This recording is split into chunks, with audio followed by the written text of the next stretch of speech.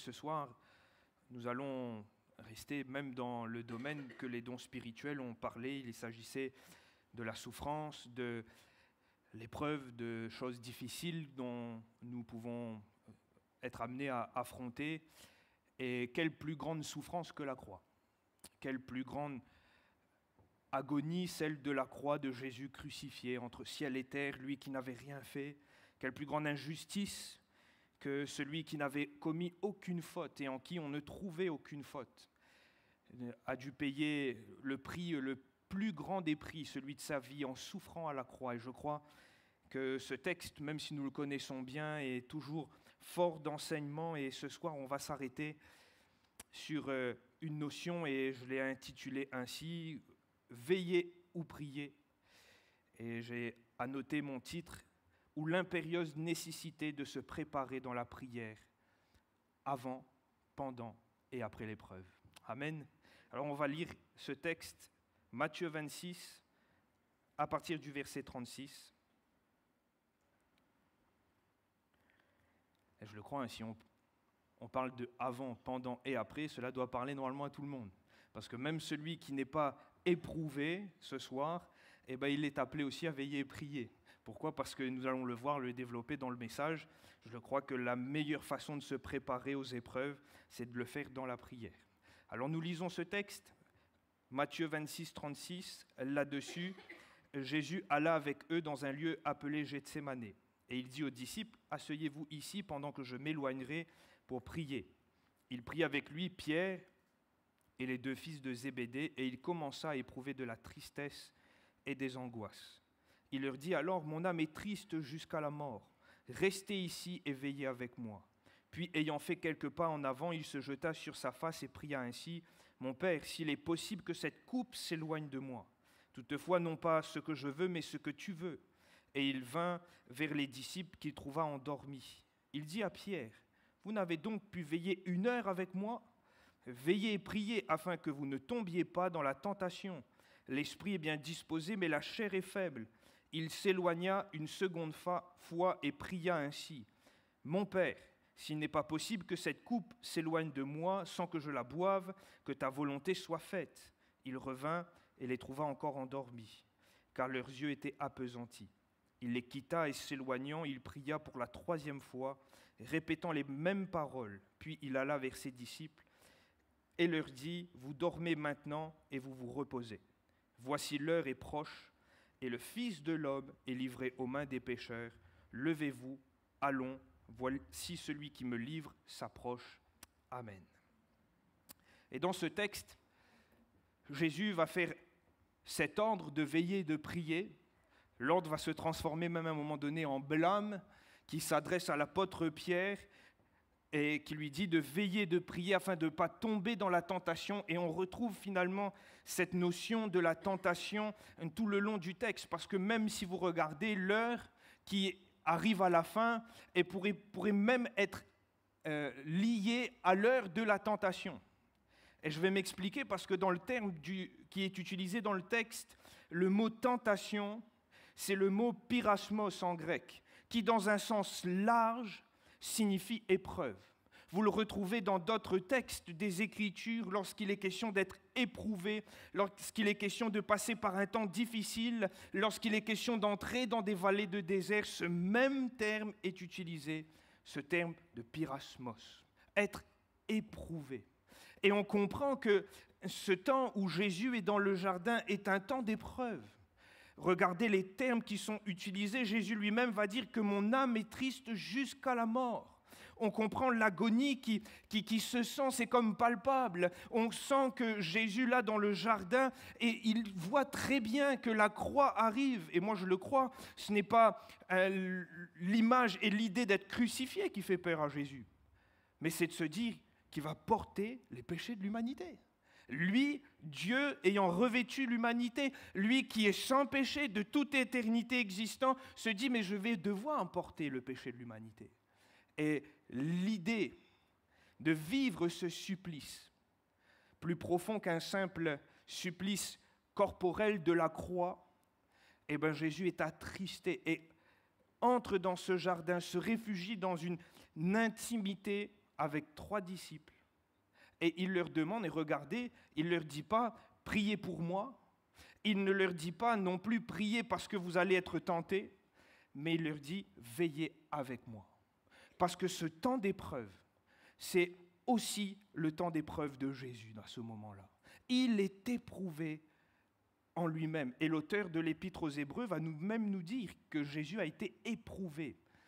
Et c'est ainsi qu'il a appris l'obéissance, en étant éprouvé dans sa chair. Et je veux le noter, frères et sœurs, et d'ores et déjà, que c'est dans ce contexte de l'heure de l'épreuve qui vient que Jésus a demandé à ses disciples de veiller et prier. En aucun cas, à aucun moment, ni l'apôtre Pierre, ni les fils de Zébédée n'avaient conscience de ce qui allait arriver après. Je pense que même ils n'ont pas pu comprendre ou peser pourquoi Jésus, lui qui était si serein, qui était plein de paix, à ce moment-là, était pris d'angoisse. Pour la simple et bonne raison que ses chers frères n'avaient pas non plus la vision de ce qui allait arriver ou n'avaient pas compris ce qui allait arriver. Et j'aimerais m'arrêter justement sur cette heure de la tentation. Je l'ai défini, ce terme qui peut dire épreuve, ce terme qui peut dire être éprouvé, être poussé dans ses retranchements. Je remarque au verset 40, Jésus revient et il voit qui dormir? Il voit qui dormir, Jésus? Les disciples. Mais regardez au verset 40, il est écrit que Jésus va réprimander qui? Pierre. C'est quand même étonnant. Jésus, les 3 dorment. Hein? Peut-être Pierre on fait plus fort, je ne sais pas. Mais c'est quand même incroyable. Moi, ça m'a interpellé que Jésus, qui revient, voit les 3 disciples dormir et il s'adresse précisément à Pierre en lui disant de veiller et de prier afin de ne pas tomber dans la tentation. Et je me suis même posé cette question, mais de quoi Jésus est en train de parler? Pourquoi Jésus s'adresse directement à Pierre? Pourquoi Jésus pense que là, c'est un temps pour Pierre tout particulièrement d'être sur ses gardes, de veiller et de se réfugier dans la prière? Alors, il faut peut-être reconstituer avec les écrits de Matthieu, Marc et Luc comment ça s'est passé, la chronologie de cette semaine de la Passion et de ce jour où il y a eu le repas du Seigneur, où Jésus va être arrêté, pour comprendre ce qui se passe ce jour-là. Rappelez-vous, on est à la sortie du repas de Pâques, où Jésus a parlé, où Jésus a prévenu qu'un allait le trahir. Sorti de ce repas de Pâques, Judas n'est plus là.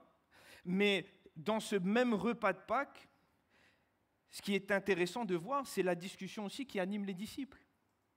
Et quand on regarde dans un des récits parallèles, celui de Luc au chapitre 22, on voit qu'au verset 24, une question a pris place dans ce débat.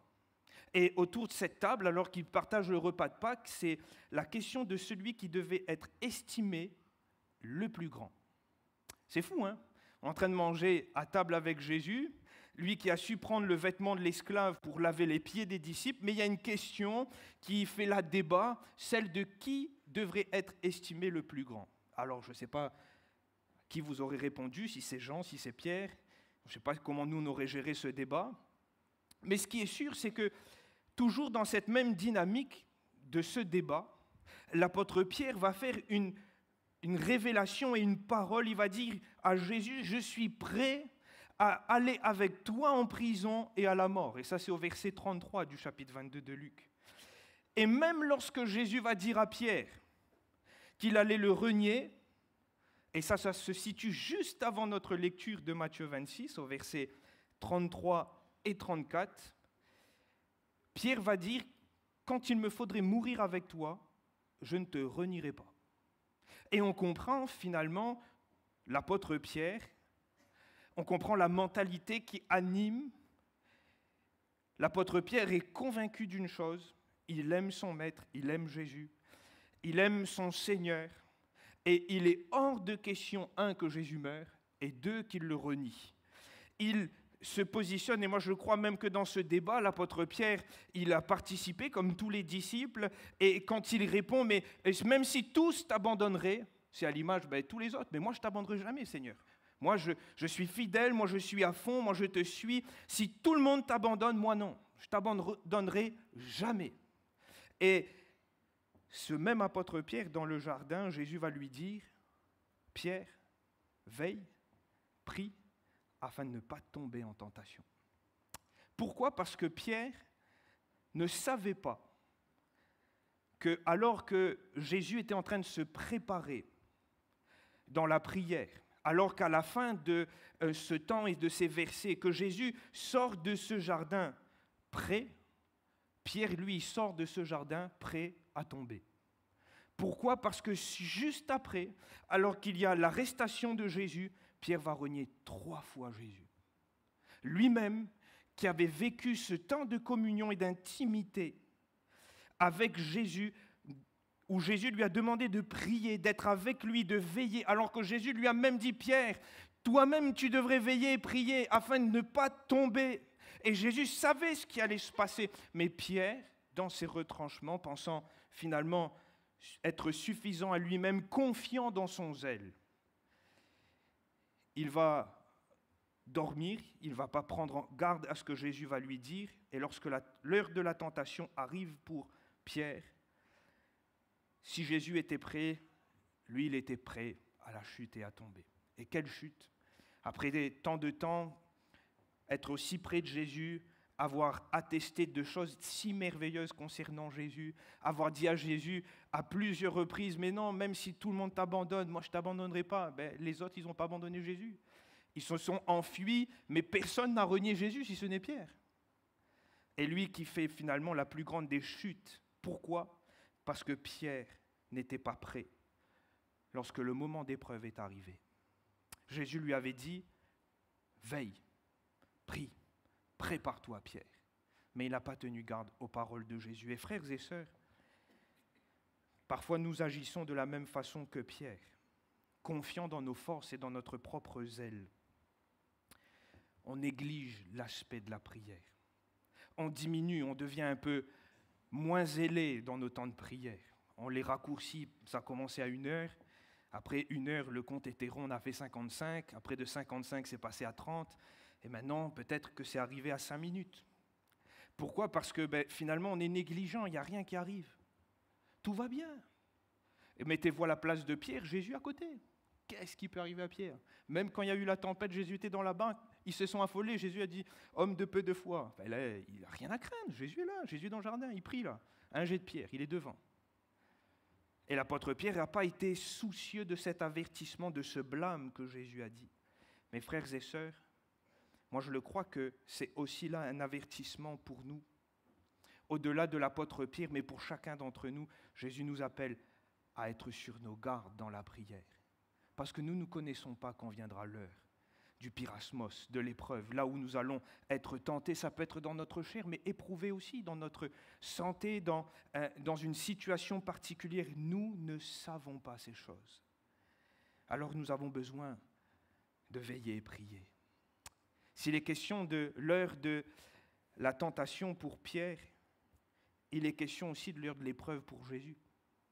Alors je sais que ça peut choquer, ça peut paraître un peu bizarre, mais c'est une réalité.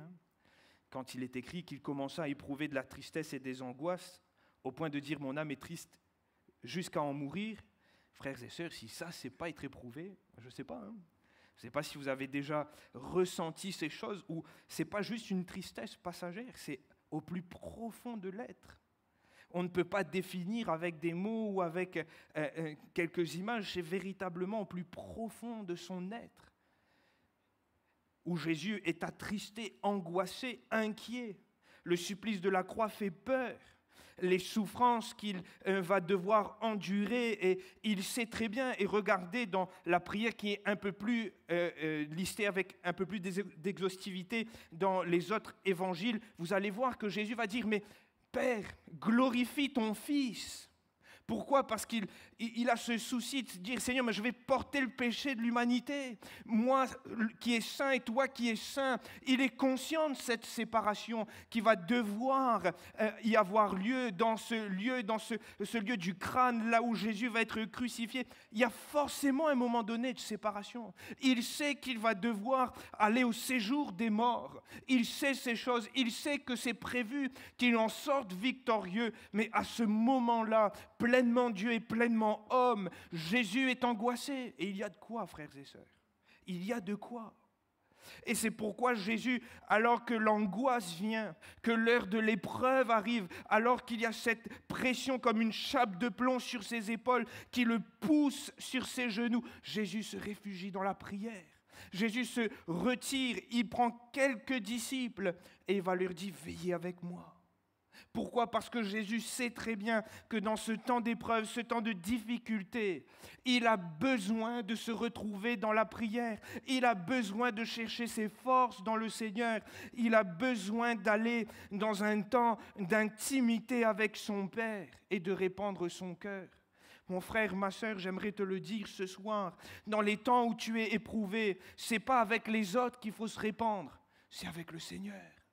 Tu as besoin dans le temps d'épreuve, et si tu es éprouvé ce soir, permets-moi de te dire que le lieu où Dieu t'attend, c'est la prière. Le lieu où Dieu a réservé quelques bénédictions, quelques forces pour te donner, pour continuer la marche, c'est la prière. Élie s'est réfugié dans la présence du Seigneur alors qu'il était totalement à côté, il était complètement rincé, il voulait la mort. Mais c'est dans la prière, cherchant la montagne de Dieu. Moïse, face au peuple rebelle qui a fait un veau d'or, qu'est-ce qu'il fait? Alors oui, c'est vrai qu'il va répondre au peuple, mais qu'est-ce qu'il va faire? Il va chercher la communion du Seigneur. Il va se mettre à prier en disant « Seigneur, mais fais grâce, accorde ta miséricorde à ce peuple. » Et mon frère, ma sœur, je te le dis ce soir et je le répète, quand vient l'heure de l'épreuve, quand vient l'heure même de la tentation, le lieu où Dieu t'attend, c'est la prière. C'est là où je veux en venir aussi ce soir et avancer dans le message. Je crois que finalement, la façon dont Jésus appelle chacun d'entre nous à veiller, c'est en priant. Il n'y a pas de veille sans prière. Ou sinon, j'aimerais même le dire que finalement, veiller sans prier, ça ne sert à rien.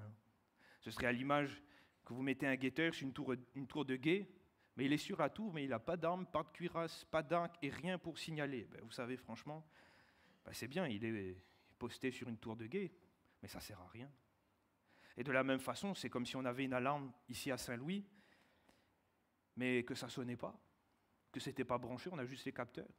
C'est bien, mais ça ne sert à rien. Et de la même façon, on peut veiller, se dire, on fait attention, on est sur les starting blocks, on a peur que les choses arrivent, mais on ne va pas se réfugier dans la prière. Vous savez, quand l'heure arrivera, nous ne serons pas prêts, nous serons comme Pierre, prêts à tomber. Mais nous sommes appelés à être à l'image de Jésus, être prêts, préparés pour franchir cette épreuve, cette tentation, et de ne pas tomber. Alléluia.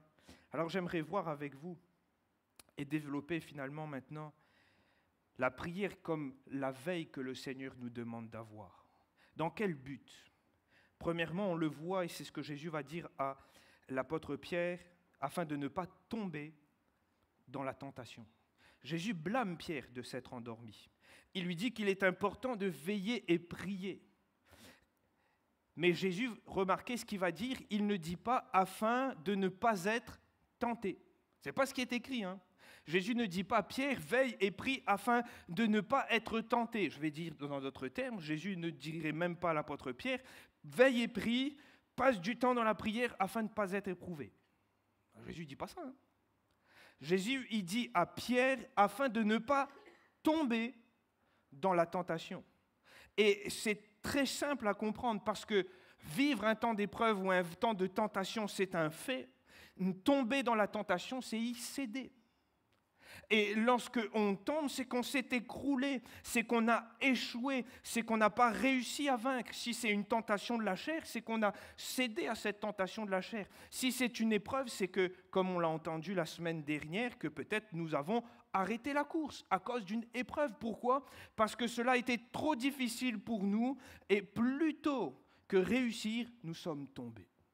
Mais la Bible nous dit, et je regarde les Écritures, et c'est l'apôtre Paul qui parle dans 1 Corinthiens au chapitre 10 et au verset 13, il va dire qu'aucune tentation, c'est le même mot, pyrasmos, épreuve, ne vous est survenue qui n'ait été humaine, et Dieu, qui est fidèle, ne permettra pas que vous soyez tentés ou éprouvés au-delà de vos forces. Et il va même rajouter cela. Mais avec la tentation, le pyrasmos, l'épreuve, il préparera aussi le moyen d'en sortir afin que vous puissiez la supporter. Et là, c'est glorieux quand même. C'est que si Jésus dit à Pierre de se réfugier dans la prière, c'est pourquoi ? Parce que Dieu a prévu le moyen de s'en sortir. Jésus lui-même, il va dire à Pierre, dans un écrit parallèle, « J'ai prié pour toi, afin que ta foi ne défaille point. » Pourquoi ? Parce que Jésus savait d'avance que Pierre allait être éprouvé même là dans ses convictions, alors qu'il veut suivre Jésus, qu'il a des intentions qui sont nobles, mais il va mal faire les choses, il va renier le Maître. Et Jésus savait que Pierre allait être fragile par rapport à cela, et Jésus avait lui-même prié afin que Pierre, s'il échoue, il ne défaille pas complètement dans la foi. Et quand Jésus l'invite à veiller et prier, c'est parce qu'il sait que l'heure vient. Et je remarque que dans le texte que nous avons lu, et de ce que Jésus va dire, s'il dit de veiller et prier afin de ne pas tomber, Jésus va lier cette même parole, cette injonction, à une réalité qui est très humaine. Il va dire, l'esprit est bien disposé, mais la chair est faible. Et voilà ce que Jésus est en train de dire à Pierre, ta chair a peut-être beaucoup de volonté, ton esprit, a peut-être beaucoup de volonté, mais ta chair est faible.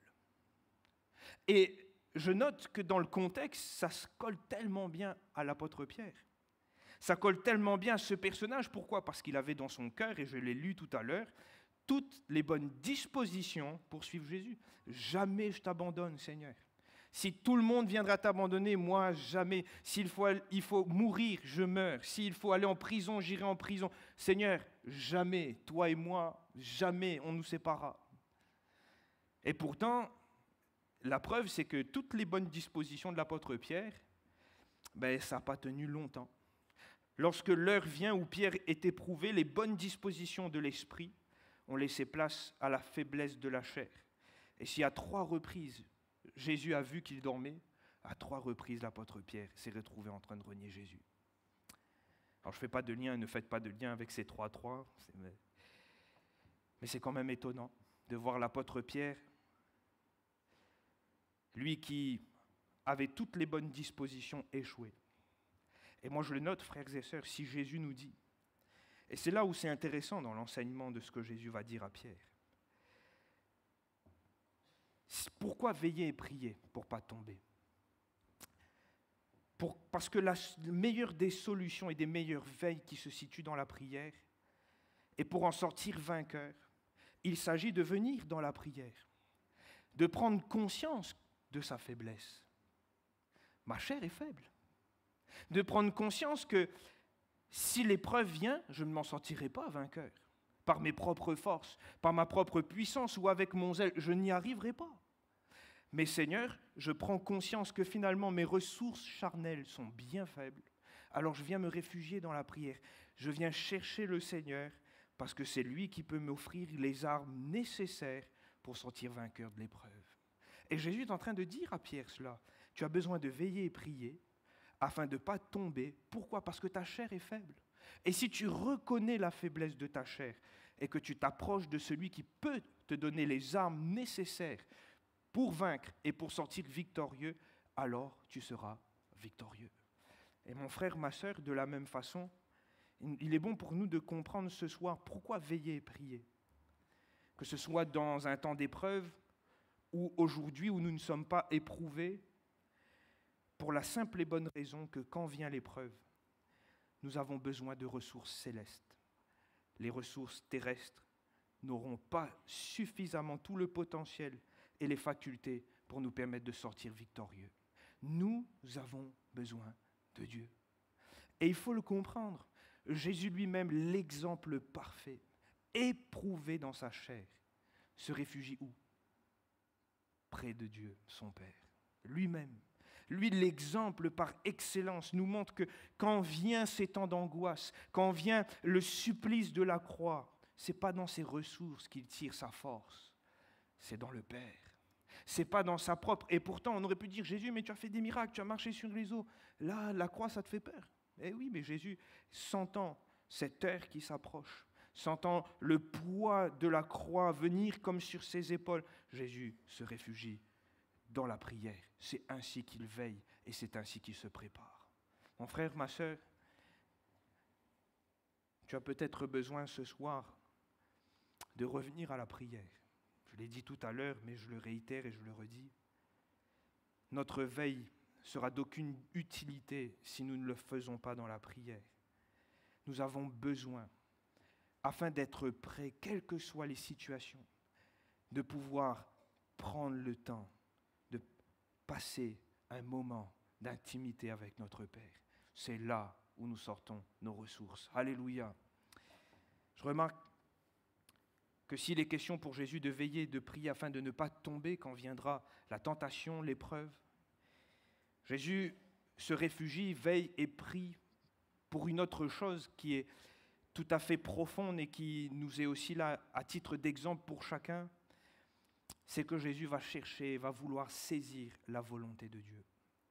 Alors qu'il est éprouvé, Jésus prie afin de savoir la volonté du Père. Jésus prie afin d'avoir la conviction de la volonté du Père. Il va persévérer dans cette prière. Pourquoi? Parce que la Bible nous dit qu'à 3 reprises, il y retourne. Il y va une première fois, il revient, il dort. Il fait une réprimande, il va une deuxième fois, il revient, il dort. La Bible nous dit qu'il ne réprimande plus, mais il retourne prier. Et Jésus, c'est plus à chercher dans la prière le Seigneur. Il voulait, et dans le texte que nous avons lu, voyez qu'à plusieurs reprises, il y a cette volonté. Mais ta volonté, Seigneur, ta volonté, c'est là la recherche de Jésus, la volonté du Père. Seigneur, je suis dans un temps d'angoisse, dans un temps difficile, Père, je vis des temps qui sont très compliqués, mon âme est triste jusqu'à en mourir. Mais quelle est ta volonté? Quel est ton souhait? Qu'est-ce que tu veux que je fasse, Seigneur? Et lui qui est fils de Dieu, c'est plus dans un temps où il était éprouvé comme nul autre n'a été éprouvé. C'est plus à chercher la volonté de Dieu. Mon frère, ma sœur, à combien plus forte raison, quand nous sommes éprouvés, et même avant que nous soyons éprouvés, est-il important pour nos vies, dans cette veille qu'est la prière, de chercher la volonté du Seigneur. On ne peut pas se vanter toujours de connaître la volonté du Seigneur, vous avez remarqué. Parfois, le Seigneur nous donne une direction claire, et parfois, le Seigneur ne nous donne pas aussi toujours cette direction claire. Il nous donne au fur et à mesure du chemin et de la marche les indices de là où il veut que nous soyons, de ce qu'il veut que nous faisons. Mais c'est aussi pour que nous puissions chérir sa présence. C'est pour que nous puissions revenir à chaque fois, chercher le Seigneur, pour que nous puissions nous atteler à avoir cette vie d'intimité, de prière avec notre Seigneur. Moi, je le crois. On voit même dans la prière de Jésus, et j'aimerais le noter avec vous, qu'il y a une évolution. Regardez la première prière qu'il fait et qui est retranscrite dans Matthieu. Il va dire « Mon Père, s'il est possible que cette coupe s'éloigne de moi, toutefois non pas ce que je veux, mais ce que tu veux. » La deuxième fois, quand Jésus prie, il va dire « Mon Père, s'il n'est pas possible que cette coupe s'éloigne de moi, sans que je la boive, que ta volonté soit faite. » Alors, dit comme cela, on a l'impression que c'est assez similaire, mais l'auteur a choisi quand même de changer quelques petits mots, et j'aimerais le souligner. La première fois, Jésus dit « S'il est possible que cette coupe s'éloigne de moi. » Mais persévérant dans la prière, il revient devant la face de son Père, et il va dire « S'il n'est pas possible que cette coupe s'éloigne de moi. » Comme si Jésus, dans cette progression, avait compris que ce n'était pas possible. Il fallait que cette coupe, il la boive. Et dans ce temps de prière et d'intimité, il y a aussi cette progression de la révélation du Seigneur et de son Père. Il va dire, non pas ce que je veux, mais ce que tu veux. La première fois, il va dire ça. La deuxième fois, il va dire quoi? On ne voit même plus la volonté de Jésus. Que ta volonté soit faite. Il ne parle même plus de sa propre volonté. Il a compris que cette coupe ne pourrait pas s'éloigner. Et il atteste que ta volonté soit faite. Pourquoi? Parce que dans la persévérance, à 3 reprises, cherchant la face de son Père, Jésus a cherché à connaître sa volonté.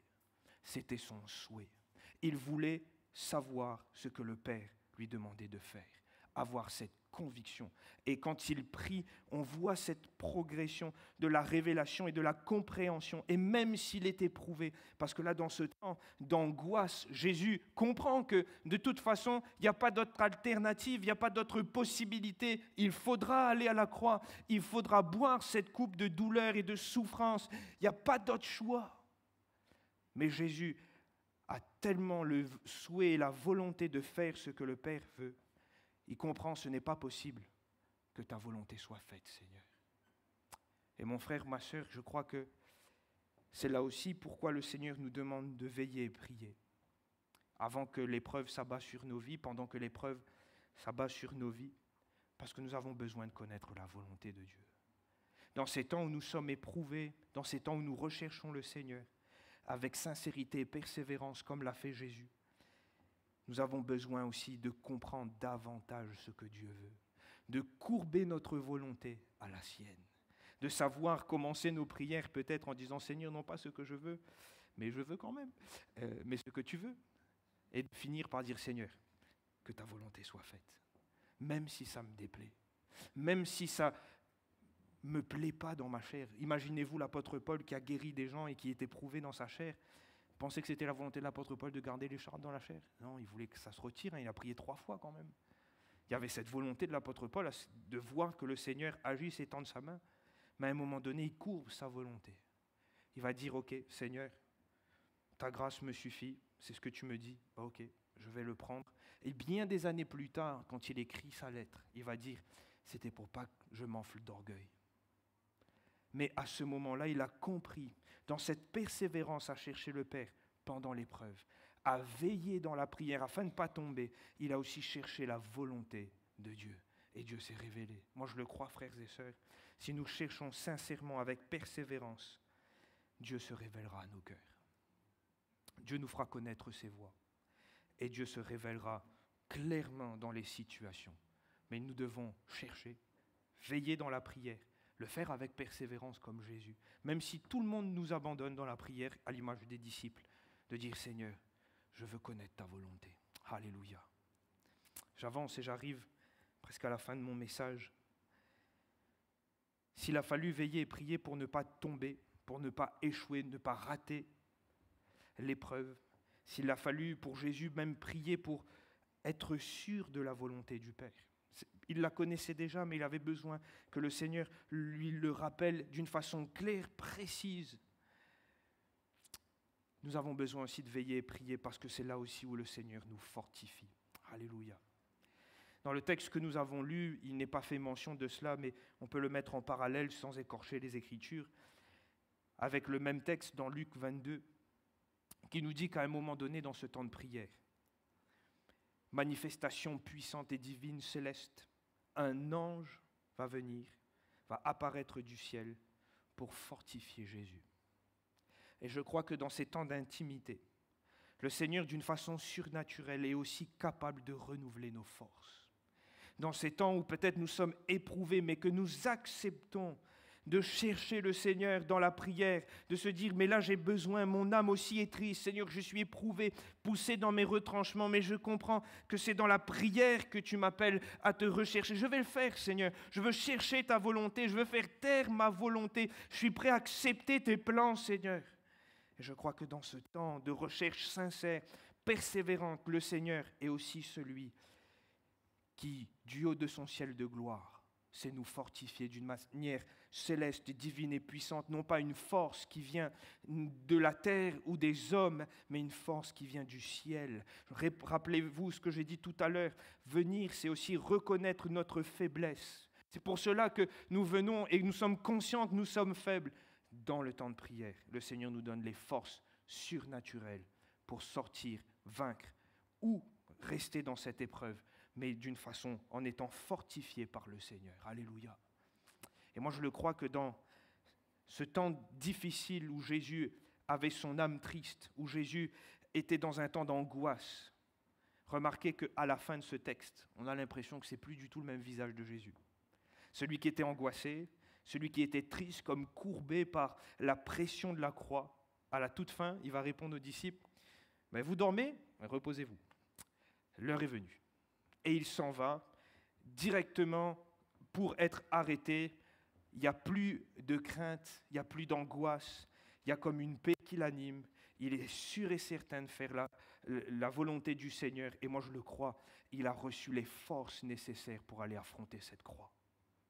Alors à ce moment-là, son visage change dans ce jardin de Gethsémane. Lui qui s'est tenu dans la prière, les forces qui lui ont été données ont été suffisantes pour qu'il sorte et qu'il affronte la tête haute cette croix, cette injustice, parce qu'il va avoir un procès totalement injuste, mais Jésus va recevoir du ciel ces forces qu'il en avait besoin.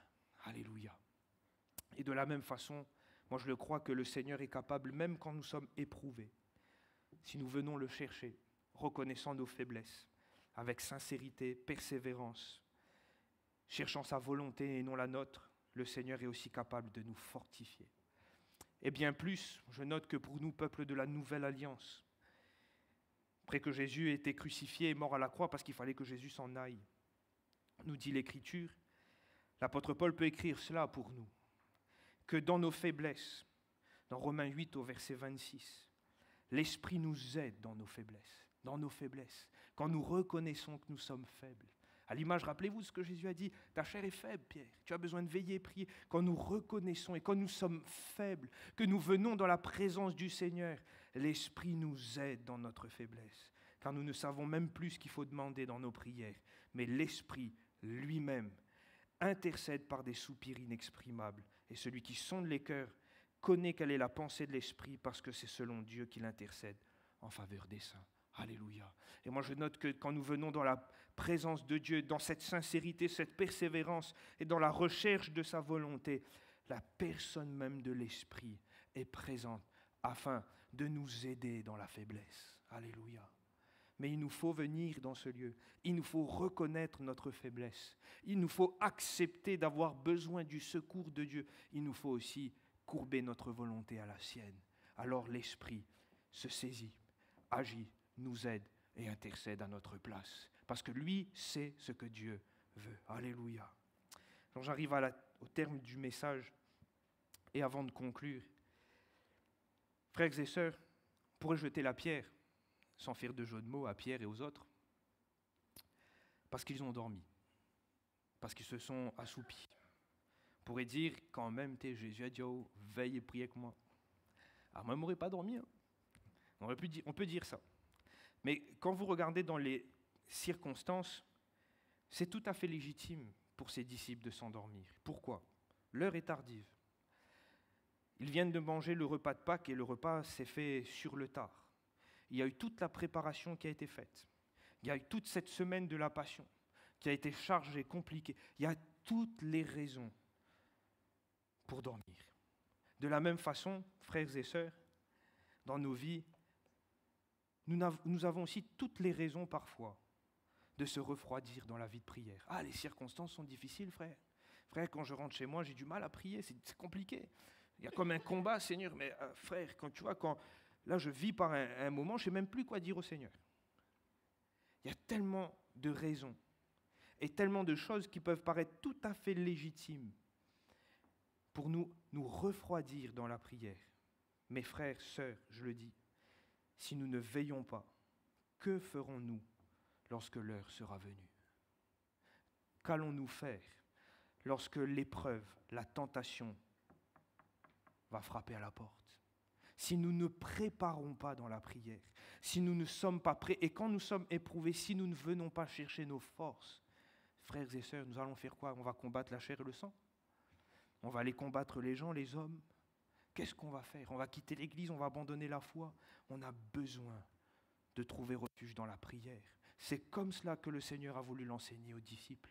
Et à cet homme, Pierre, plein de zèle pour le Seigneur, mais qui allait tomber parce qu'il n'était pas prêt et qui ne s'était pas préparé dans la prière. Alors, j'aimerais terminer par ce texte. L'apôtre Paul va dire aux Romains, « Cela importe d'autant plus que vous savez en quel temps nous sommes. » Et nous sommes dans les derniers temps. Temps où nous allons être éprouvés. Si nous ne le sommes pas aujourd'hui, nous allons l'être parce que ce sont les derniers temps, c'est comme ça. Temps difficiles parce que nous sommes aussi dans des temps de crise dans lesquels vive la société. Et l'apôtre Paul va dire, d'autant plus que vous savez en quel temps nous sommes. C'est l'heure de vous réveiller enfin du sommeil. Et moi je le crois, frères et sœurs, on a tous besoin, avec humilité devant le Seigneur, reconnaissant que nous sommes bien faibles face aux tentations, face aux épreuves, face à tout ce qui peut nous arriver, de dire, Seigneur, j'ai besoin de me réveiller, aller prier un petit peu plus. J'ai besoin de veiller un peu plus dans la prière. J'ai besoin de chercher davantage ta volonté. J'ai besoin davantage de chercher, Seigneur, mes ressources en toi, toi qui me fortifies, dans ton esprit qui me conduit et qui me dirige. J'ai besoin, Seigneur, de courber un peu plus ma volonté à la tienne. Parce que sinon, Seigneur, je vais tomber. Alors, je vous invite, on va se recueillir et on va chercher le Seigneur quelques instants, quelques minutes. On a tous besoin. Mais ça, je crois, il n'est pas pour une personne en particulier, mais pour tous. Nous sommes tous concernés. À cet appel, à cette injonction de Jésus à veiller et prier, nous sommes tous concernés. Alors, cherchons le Seigneur ce soir. Demandons au Seigneur de nous aider. Prions avec ferveur et sincérité devant le Seigneur. Et si nous avons puisé nos forces sur notre zèle, sur nos capacités, puissons-nous reconnaître devant le Seigneur ce soir en disant, Seigneur, j'ai trop puisé en moi. Alors ça, je ne m'en sors pas, mais j'ai besoin maintenant de laisser ça de côté. Je suis faible, fortifie-moi. Alléluia.